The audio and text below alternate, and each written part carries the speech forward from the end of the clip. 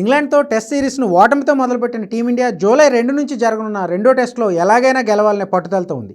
ఇప్పటికే ఆ మ్యాచ్ వేదికైన బర్మింగ్హామ్కు చేరుకున్న భారత ఆటగాళ్లు ప్రాక్టీస్లో బిజీగా గడుపుతున్నారు. తొలి టెస్టు ఓటమికి ప్రతీకారం తీర్చుకుని సిరీస్ను 1-1తో సమం చేయాలని భారత్ భావిస్తుంది. ఈ నేపథ్యంలో టీమిండియా హెడ్ కోచ్ గౌతమ్ గంభీర్ను ఉద్దేశించి మాజీ క్రికెటర్ ఆకాష్ చోప్రా కీలక వ్యాఖ్యలు చేశాడు. టెస్ట్ ఫార్మాట్లో ఫలితాలు, ముఖ్యంగా లీడ్స్ టెస్ట్లో ఓటమితో హెడ్ కోచ్ గౌతమ్ గంభీర్పై ఒత్తిడి పెరిగిపోయిందని ఆకాష్ చోప్రా అభిప్రాయపడ్డాడు.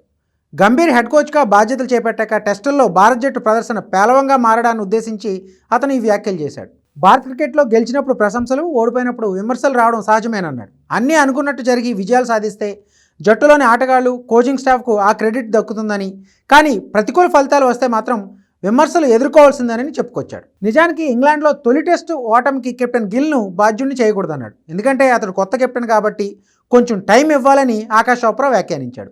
కానీ కోచ్ గౌతమ్ గంభీర్పై ఖచ్చితంగా తీవ్ర ఒత్తిడి ఉంటుందన్న ఆకాష్ చోప్రా కోచ్గా టెస్ట్ క్రికెట్లో అతడు తన మార్కు చూపించలేకపోతున్నాడని అభిప్రాయపడ్డాడు. గంభీర్ కోచ్ అయ్యాక భారత జట్టు బంగ్లాదేశ్పై 2, ఆస్ట్రేలియాపై 1 టెస్ట్ మ్యాచ్ మాత్రమే గెలిచింది. న్యూజిలాండ్, ఆస్ట్రేలియాపై చెరో 3 మ్యాచ్ల్లో ఓటమి పాలైంది.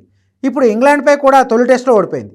ఈ సిరీస్లో ప్రతికూల ఫలితం వస్తే మాత్రం కోచ్గా గంభీర్ స్థానం ప్రశ్నార్థకంగా మారుతుందని ఆకాష్ చోప్రా తేల్చేశాడు. ఎందుకంటే కోచింగ్ స్టాఫ్, ఆటగాళ్లు సహా గంభీర్ కోరిన ప్రతి దాన్ని బీసీసీఐ ఇచ్చిందని, సత్ఫలితాలు రాకుంటే మాత్రం గంభీరే సమాధానం చెప్పుకోవాలన్నాడు.